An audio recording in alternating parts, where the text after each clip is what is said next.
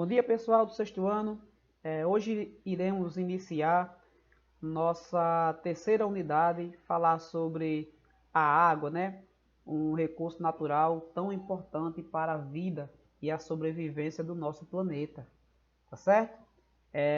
Antes de nós iniciarmos o conteúdo de fato, quero deixar aqui uma pergunta a vocês. Nosso planeta, ele também é conhecido como planeta água, por causa da grande massa de água que existe nele, tá? E aí a pergunta é, se o planeta tem tanta água, né, assim, por que que nós precisamos nos preocupar com o esgotamento desse recurso? Bem, então, esta é a pergunta, vai ficar para vocês mandar a resposta lá no grupo de ciências da turma. Ok, pessoal? Vamos para frente porque nós temos aqui um conteúdo muito legal para a gente estudar. A água nos seres vivos e na terra, certo? Vamos lá. A água é um recurso natural abundante e essencial para a existência de vida na Terra. O planeta Terra é constituído, ele é formado por uma extensa massa de água, correspondendo ao que conhecemos como hidrosfera, não é assim? Hidrosfera, o que que é? É o conjunto de água existente na Terra, tudo bem? Além de estar presente na composição do planeta, certo? Dos seres vivos, né, em geral, na atmosfera e na hidrosfera, até mesmo fazendo parte em transformação de rocha, que está ligado com a litosfera também, a água também é essencial para poder juntar esses elementos e formar determinados tipos de rocha também, tá certo, pessoal? A água também compõe parte do corpo, né? Do nosso corpo, na verdade, do corpo dos seres vivos, né? Estima-se que nós temos de 70 a 75% de água no nosso corpo, então apenas 25 ou 30% são de estruturas, ou seja, de tecido, tudo bem? A maior parte do nosso corpo é de água. E aí a gente vai ter que saber que quanto mais novo é a pessoa, né, maior a quantidade de água. À medida que você vai envelhecendo, essa quantidade de água ela vai diminuindo. Beleza, pessoal? Essa substância ela é utilizada em diversas atividades essencial ao ser humano, né? Nossas atividades diárias. Então, se você pensar o quanto de água que você gasta por dia, porque quase tudo que você vai fazer na sua casa, você vai poder gastar alguma quantidade de água, né? Assim, no seu dia a dia. E às vezes isso passa despercebido, a gente nem percebe em que a gente está gastando água.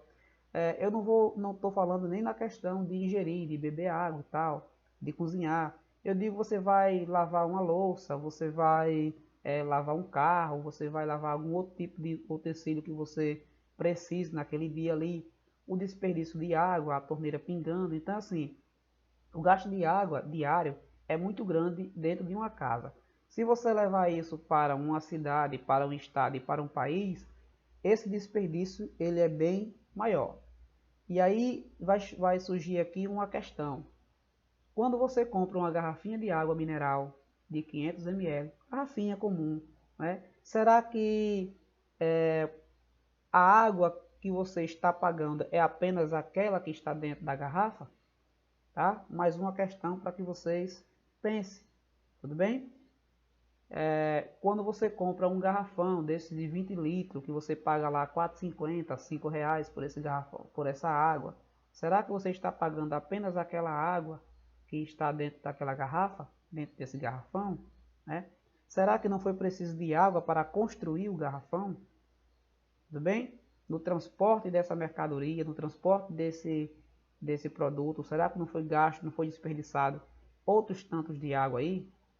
Tudo bem? Então é um caso a pensar. Certo, pessoal? A gente vai levar isso como atividade para nossas próximas aulas. Tudo bem? Sempre pensar na questão lógica da produção de alimentos, por exemplo.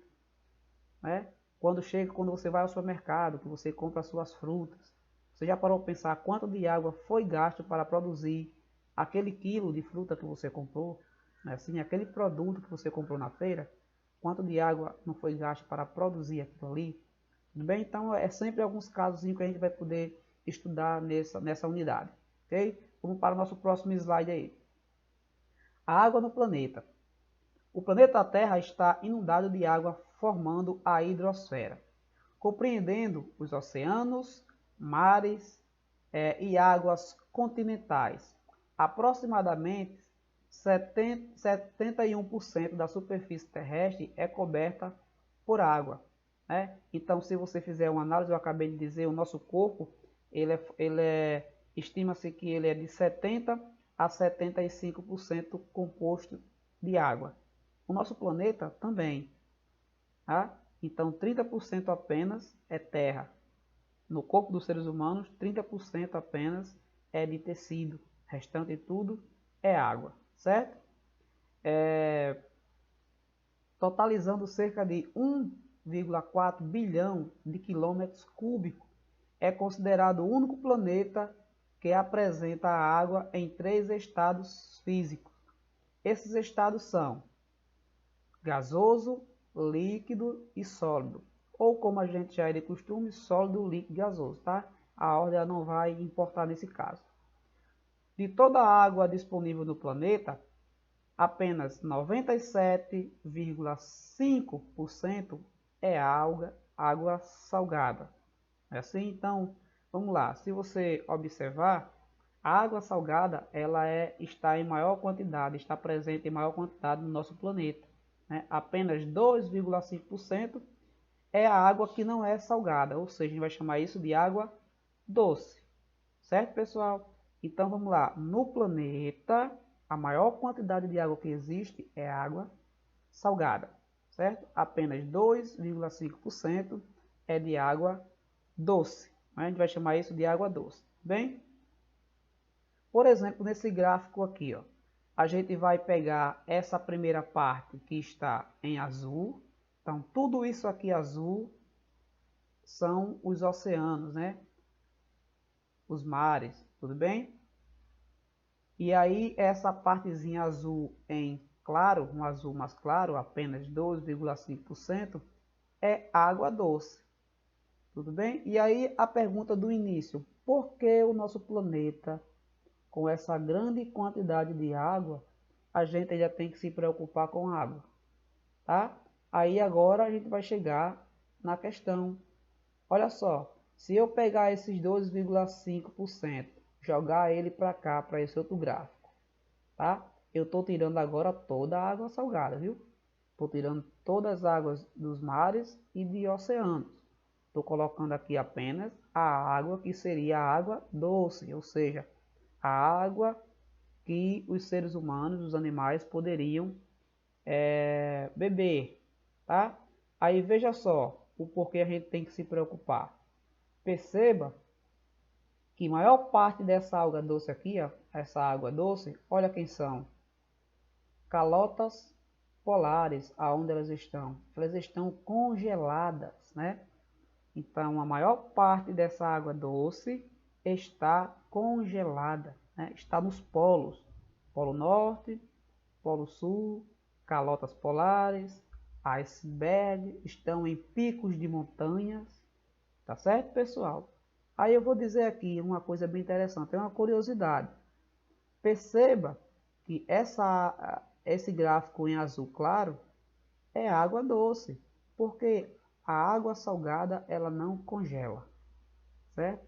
Você não consegue congelar água salgada. Tudo bem? Então, quando você viu um iceberg, quando você viu uma geleira, é água doce ali. Tudo bem? Então, veja só. Então, a maior parte está em calotas polares. Depois ele vai aqui para a segunda maior parte, 29% são águas que estão embaixo da terra, né? São águas subterrâneas. Então, na verdade, é de difícil acesso ao ser humano, né? Apesar da gente já conseguir subtrair, né? Trazer água do solo, a gente não consegue ainda ter com grande facilidade essa água, tá certo? Depois, por exemplo aqui, 0,3% estão em rios e lagos e 0,9% são outros tipos de água. Agora vamos lá. Se a gente for poder entender aqui, nem toda água doce está disponível de forma fácil para que os seres humanos consigam obter.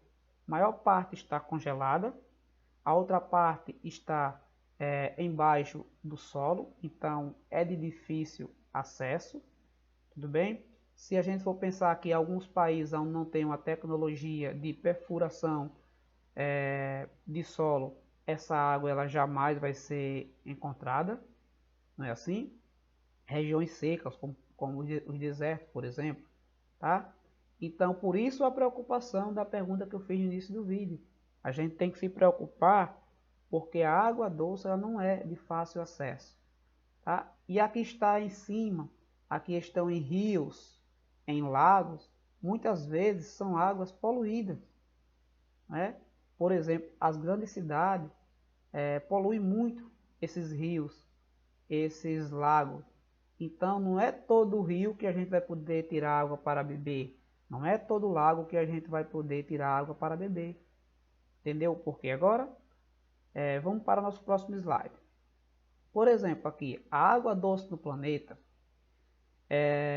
não se apresenta bem distribuída, não é assim? Então ela não está bem distribuída em todo o planeta. Existe área com maior quantidade de água e existe áreas com menor quantidade de água. E essa água ela pode ter esse difícil acesso aos seres humanos. Pode estar em calotas, pode estar em lençóis freáticos muito profundos, não é assim?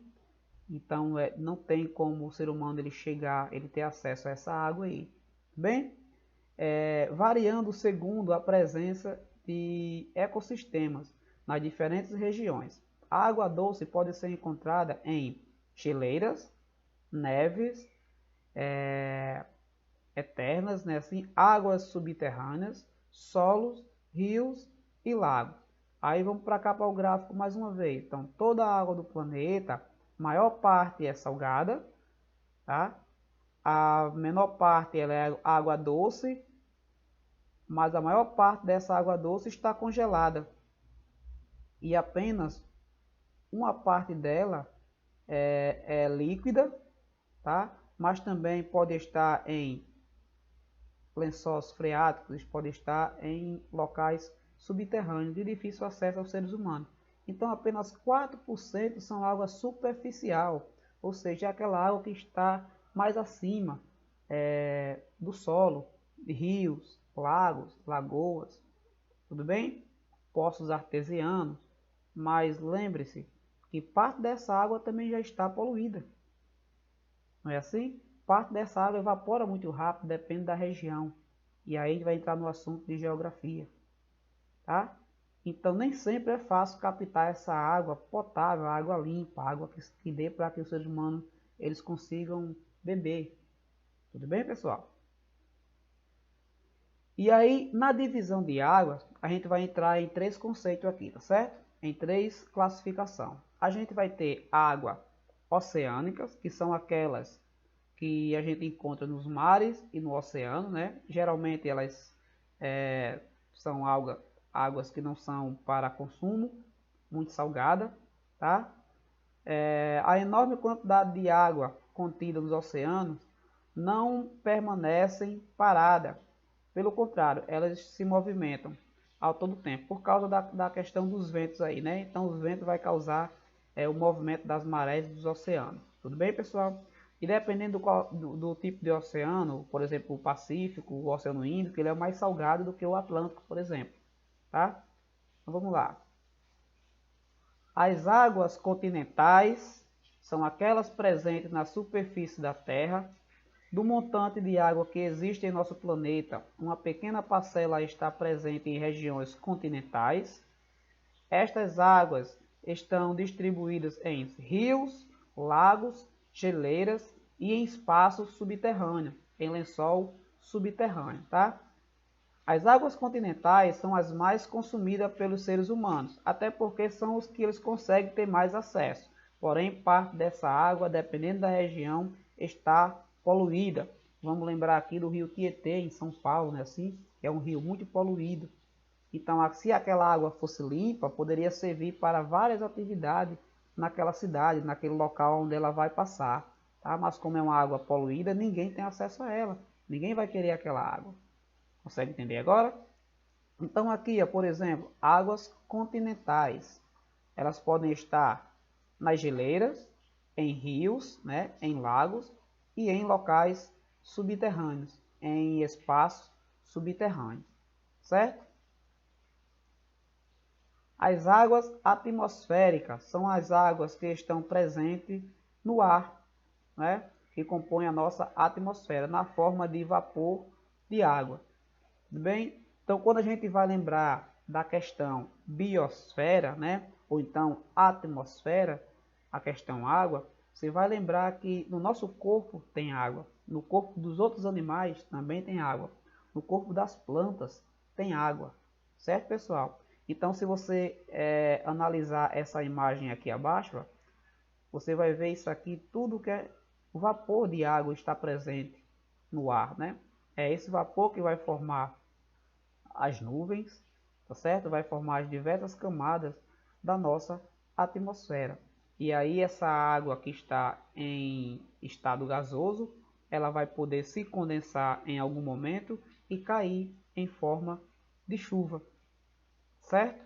Então aí a gente vai ter um ciclo hidrológico, né? Assim, o ciclo da água. Então ela vai formar vapor, vai formar chuva, vai cair de volta na terra, que forma lagos, e aí o sol aquece e ela evapora novamente, tá certo, pessoal? Então tudo isso aí é se baseando na questão ciência, unidade 3, tema 1, certo? Vocês vão poder estudar isso.